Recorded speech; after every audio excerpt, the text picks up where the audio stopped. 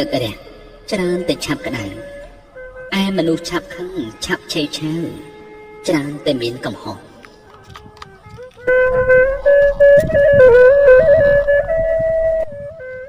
អ្នកចូលចងចាំថាបើខឹងត្រូវខំអត់បើក្រត្រូវខំរកស៊ូលំបាកមួយគ្រាប្រសើរជាងវេទនាមួយជីវិតអ្នកចូលកុំយកឈ្នះនឹងអ្នកដទៃយើងត្រូវយកឈ្នះក្នុងភាពខ្វះខាតចំពោះខ្លួនឯងវិញទៅប្រសើរជាង